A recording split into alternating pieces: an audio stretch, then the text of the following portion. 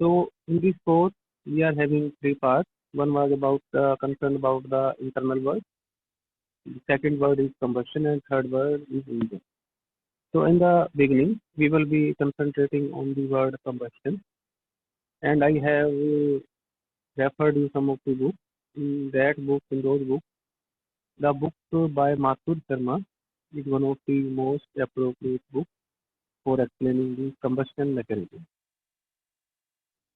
Now, the importance of the subject is that whenever we are going in our real life and we are using any kind of automobile, either it may be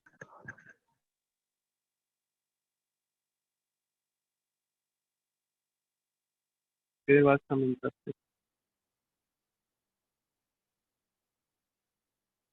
So you may be using any kind of vehicle. So you need to know what is their basic purpose. So you may be using bike, you may be or you may be using any kind of four wheeler.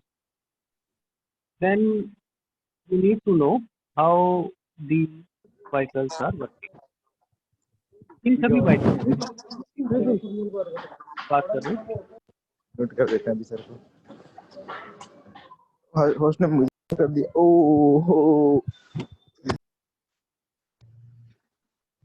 ये जितने भी unmute हैं हमको mute करिए Anshum Goyal mute करो अपने आप को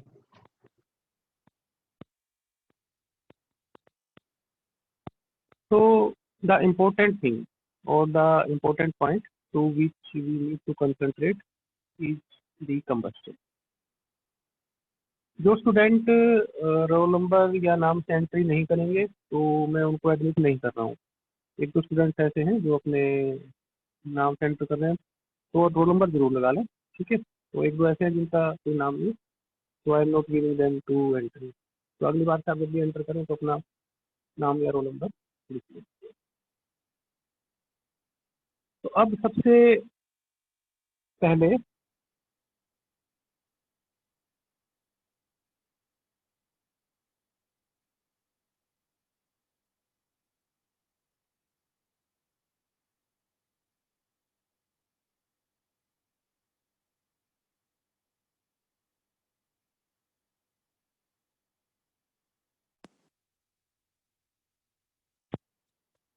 if any element is having higher electronegativity, if the electronegativity is higher for any element or chemical, then that will be acting as oxidant. So higher is the electronegativity, that will be acting as the oxidant, and the chemical with the lower electronegativity, that will be acting as the fuel. But fuel or combustion is what? Combustion is basically a chemical reaction. It is exothermic in nature. So a chemical reaction is exothermic combustion. So उसमें heat release होगी and that heat part will be converted into mechanical energy. So that will be converted into mechanical energy. अब यहाँ पर सबसे पहले किस बात हमने की है chemical reaction. So know something about chemical reaction. So firstly we need to concentrate on the rate of reaction. ये जो rate of reaction है that we need to concentrate. तो इस पे हमें कंसंट्रेट क्यों करना है? इस पे हमें कंसंट्रेट क्यों करना है कि जो केमिकल रिएक्शन नॉर्मल जो केमिकल रिएक्शन नॉर्मली एयर और फ्यूल के बीच में होती है वो काफी स्लो होती है. तो normal reaction are very slow in nature and we have to make this reaction very fast. So we have to increase the rate of reaction. And why do we need to increase the rate of reaction? So we can do it or we can analyze it with a very simple calculation. And the calculation that suppose I am having an internal combustion engine and that engine is running at 6000 rpm. कि हम एक छोटा सा engine लेते हैं, जैसे मान लीजिए बाइक का इंजन होगा तो उसके आगे में आप चेक कर सकते हैं। तो आपने देखा होगा जनरली जो बाइक है या दूसरे इस तरह के इंजन है, उनके ऊपर लिखा होता है कि वो कितने आरपीएम पे रन कर रहे हैं, और उनका आरपीएम आप देख सकते हैं तो 6000 तक वो नॉर्मली चला जाता है। तो आरपीएम 6000 तो बहुत ज़्यादा नहीं है, इसके आरपीएम पे इंजन भी होते हैं, पर हम अभी जो 6000 का आरपीएम उस इंजन की बात करते हैं। अब क्योंकि इंजन जो है 6000 आरपीएम पे रन कर रहा है, और उस 6000 आरपीएम पे अगर हम देखते हैं तो उसमें एक रिवॉल्यूशन के लिए कितना टाइम इसको मिलेगा। तो इन 60 second that is taking the 6000 RPM, ठीक है। रिवॉल्यूशन वो ले रहा है, तो एक सेकंड में वो कितने रिवॉल्यूशन लेगा, विल बी 6000 अपॉन 60, 100 आरपीएम। तो 100 रिवॉल्यूशन जो इंजन है वो लेगा एक सेकंड में। तो एक आरपीएम के लिए मतलब one time it will go downward and return one time it will go upward. तो उसे जो टाइम मिलेगा that will B 1 upon 100 second, तो इट विल बी 1.01 सेकेंड। तो आप देख सकते हैं कि जो ओवरऑल टाइम अवेलेबल है हमारे पास एक स्ट्रोक के लिए बहुत कम है। बहुत कम का मतलब दैट इज 0.01 सेकेंड। अब 0.01 सेकेंड में हमें एयर को या एयर मिक्सचर को सक्शन भी करना है, उसको कंबस्टन भी करना है, उसको एग्जॉस्ट भी करना है, और जितनी प्रोसेसेस हैं वो सारे के सारे हमें इस 0.01 सेकेंड में पूरी करनी है। अब क्योंकि हमारे पास जो टाइम अवेलेबल है, टाइम अवेलेबल बहुत कम है, तो इसलिए हमें क्या करना पड़ेगा, हमें रेट ऑफ रिएक्शन को बढ़ाना पड़ेगा। तो अब देखते हैं कि रेट ऑफ रिएक्शन को बढ़ाने के लिए हमारे पास क्या क्या प्रोसीजर है, ऐसे कौन कौन से तरीके हैं जिनसे हम रेट ऑफ रिएक्शन को बढ़ा सकते हैं। तो रेट ऑफ रिएक्शन को बढ़ाने के लिए आपने केमिस्ट्री में थोड़ा बहुत आइडिया लिया होगा कि रेट ऑफ रिएक्शन को हम किन किन तरीके से बढ़ा सकते हैं। अब जो बच्चा आएगा लेट, मैं एडमिट नहीं कर रहा हूँ उसको, ठीक है। तो रेट ऑफ रिएक्शन को बढ़ाने के लिए सबसे पहले हमें जो चीज़ मतलब पॉइंट कंट्रोल करना है that is the chemical kinetics. ये आप सभी नोट भी करते रहिएगा, तो कुछ पॉइंट्स ऐसे हैं जो आपने अब तक नहीं पढ़े होंगे। तो केमिकल काइनेटिक का मतलब जो है that comes from the kinetic theory, कि जो अलग अलग एलिमेंट्स होते हैं वो अलग अलग रेट ऑफ रिएक्शन रखते हैं, और उसको कंट्रोल करने के उनके फैक्टर्स होते हैं जो कि उनकी केमिकल नेचर के ऊपर डिपेंड करते हैं। सेकेंड वन यू में है the surface area. If we are having the more surface area, then rate of reaction will be increased, and the rate of reaction will be increased because its surface area is high. In that case, oxidants and fuels they will be have better chances to come near to each other. तो जो oxidant होंगे और जो fuel है उससे better chance है कि वो दोनों एक दूसरे के पास पास जल्दी आ जाएंगे। And third one thing is which will be enhancing the rate of reaction, that will be temperature. So we need to concentrate on these parameters: chemical kinetics, surface area, and temperature, so that we can increase the rate of reaction, and this increased rate of reaction will help us in combustion in a very less time.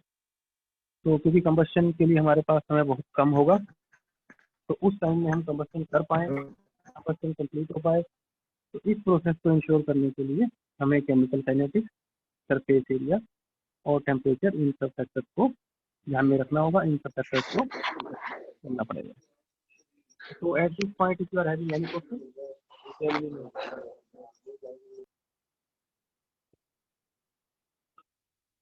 If anybody is having question, then please ask. और you may write this question in chat box also. अगर मान लीजिए कोई ऐसा doubt है तो आप chat box में भी लिख सकते हैं।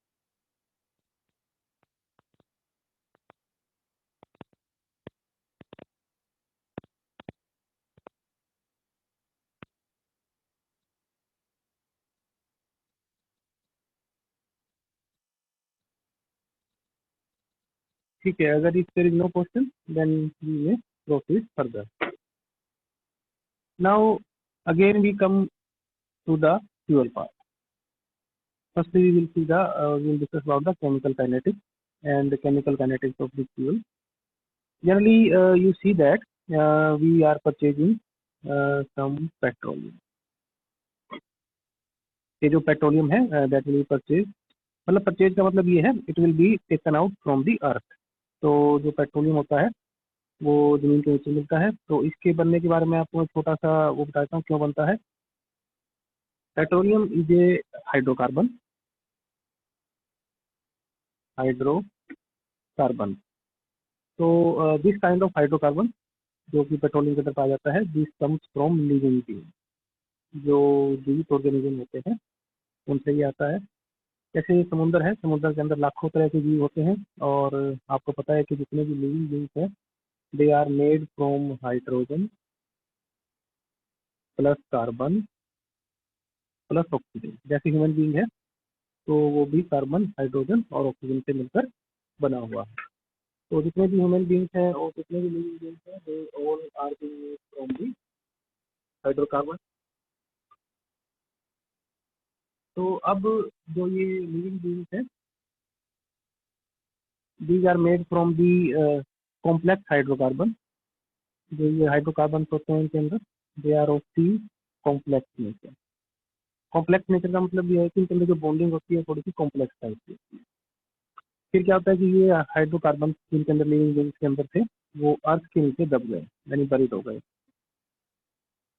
तो ये जब अर्थ के नीचे दब गए तो प्रेशर और टेम्परेचर बढ़ने की वजह से दे वर बीइंग सिंप्लीफाइड और दे वर केमिकली चेंज। तो जैसा कि आप लोगों ने पहले पढ़ा या सुना होगा कि जो लिविंग बीइंग्स हैं वो समुद्र के नीचे दब जाते हैं, क्योंकि जब वो लिविंग बीइंग्स समुद्र में रहते हैं, वो मर जाते हैं तो समुद्र की तलहटी पे चले जाते हैं, मतलब लोअर बेसिन में चले जाते हैं, और वहाँ पर उनके ऊपर मिट्टी और गाद गिरता रहता है, जिसकी वजह से वो धीरे धीरे अपने आप को केमिकली कन्वर्ट कर लेते हैं। और over the period of time, जब टाइम बीत जाता है 5 मिलियन ईयर्स, मतलब 100 साल, 50 साल, 200 साल नहीं, मिलियन ईयर्स, तब वो अपने आप को सिंपलर या दूसरे केमिकल कंपाउंड में कन्वर्ट कर लेते हैं, which is known by the name of petroleum. तो अब आप कहेंगे कि पेट्रोलियम जो है वो अर्थ के नीचे कैसे आया। तो जहाँ पर समुद्र होता है कई बार क्या होता है समुद्र के सपोर्टिंग में, जैसे मान लीजिए this is the sea and these rock which are near to sea. तो ये रॉक्स होती हैं वो पोरस हो जाती हैं। पोरस का मतलब जैसे स्पंज होता है। तो जो कैल्शियम होता है और जो इस तरह की रॉक्स होती हैं they are porous in nature. तो वो बाय नेचर पोरस होती हैं। कैल्शियम की रॉक जैसे होती हैं, जैसे स्पंज होता है वैसे होती है कैल्शियम की रॉक।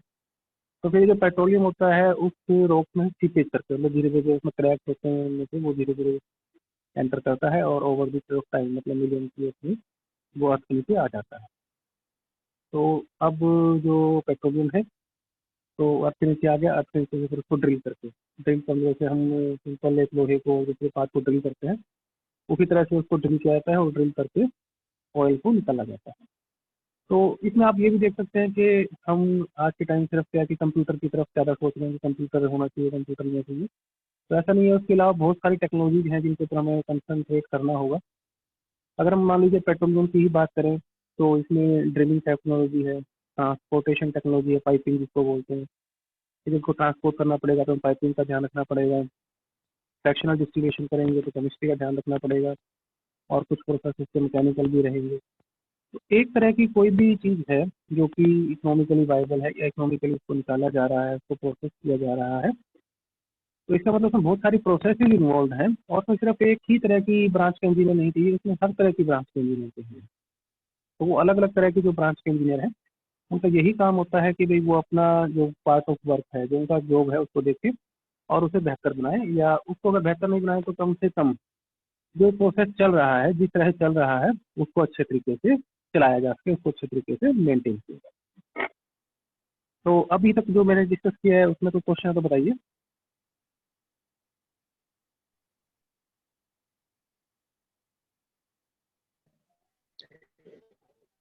हेलो आवाज़ आ रही है, बताइए।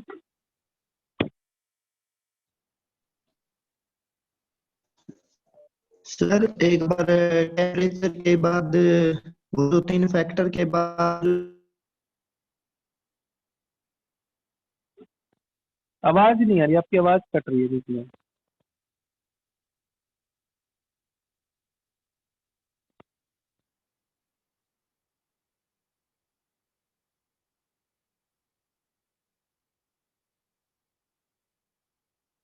So there will be some connection issue or connectivity issue.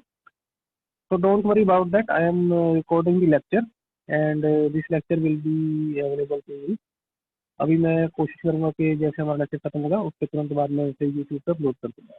हाँ सुनो, अभी यार बोलिए, आवाज़ शायद आएगी।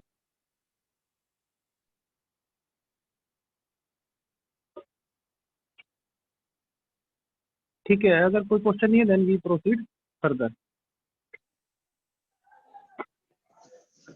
अब यहाँ पे हम जो बात कर रहे हैं, जो मैंने आपको हेलो बताइए। सॉरी सर, इंटरनेट कनेक्टिविटी की वजह से। आप कोई चैट बॉक्स में लिख दिए क्वेश्चन, या फिर आप बाद में लेक्चर अगर मान लीजिए है तो रिकॉर्डिंग में दे दूंगा इसकी, तो रिकॉर्डिंग देख लीजिएगा, तो उसके बाद आप नेक्स्ट में पूछ लीजिएगा कोई क्वेश्चन जो भी डाउट होगा इसके बारे में। Okay sir. So while discussing chemical kinetics, we came to another important point that was the economic. जैसे मैंने आपको बताया कि it should be economical viable. जो हम बात कर रहे हैं, जो भी हम चीज को लेकर चल रहे हैं, तो ये इकोनॉमिकली पॉसिबल होना चाहिए कि हम उस केमिकल को यूज कर सकें। अब यहाँ पे इकोनॉमिकल का मीनिंग क्या है कि भाई जो इकोनॉमी की हमने बात की, इकोनॉमिक का मीनिंग क्या है। तो भी आप देख सकते हैं कि जो पेट्रोल है उसका प्राइस 82 या 84 85 इस तरीके से चल रहा है। तो अब इसका मतलब ये है कि हमारे पास जो फ्यूल आ रहा है वो हमें जो कॉस्ट है उसकी 82 या 84 जो भी हम है उसके आसपास में पड़ रही है।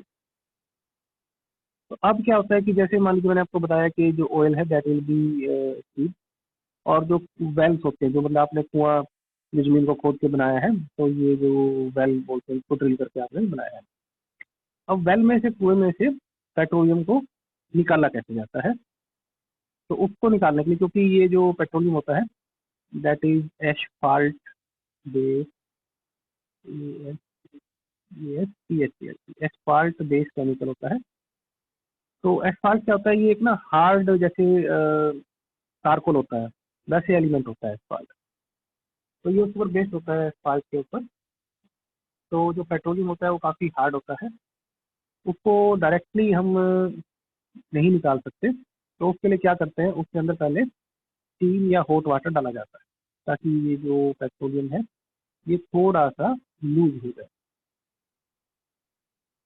तो जब ये थोड़ा सा लूज हो जाएगा फिर क्या करते हैं, एक पाइप डालते हैं जिसमें से ऑयल को ऊपर खींचा जाएगा, और दूसरी तरफ एक पाइप डालते हैं जो कि इसको प्रेशराइज करेगा। If there will be situation of no pressure, यहाँ पे जो प्रेशर क्रिएट नहीं होगा, तो ये जो सेमी सॉलिड फ्लूइड है that will not be going in the upward direction. मतलब इसे ऐसे देख सकते हैं, suppose this is the well and at the bottom of the well we are having some asphalt based petroleum. So firstly what we will do, we will pour some hot water or steam, इसका temperature ताकि बढ़ जाए और ये semi solid में convert हो जाए।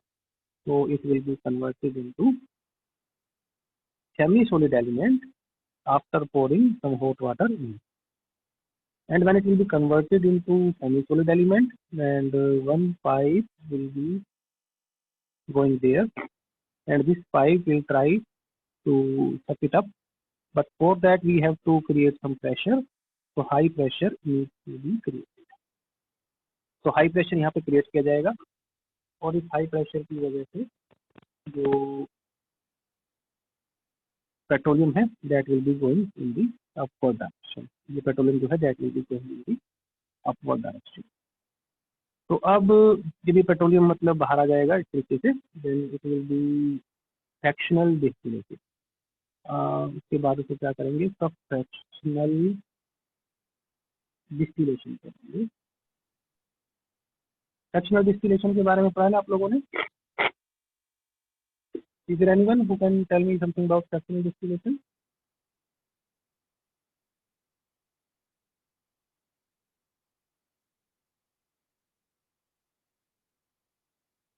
There is no one who knows about fractional distillation.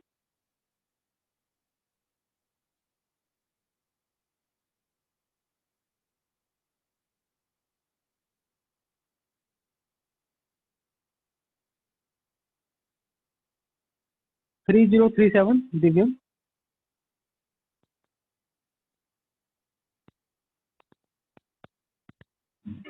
3037 Divyam, ये सो रहा है लगता है अभी, माइक लगा के सो गया मोबाइल चला के।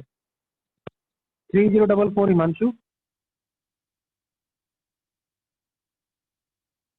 3044 हिमांशु, ये भी सो रहा है। कभी जागे नहीं क्या अभी? कभी माइक ऑन करिए अपना एक बार, so that we can know whether you have been make up और नो।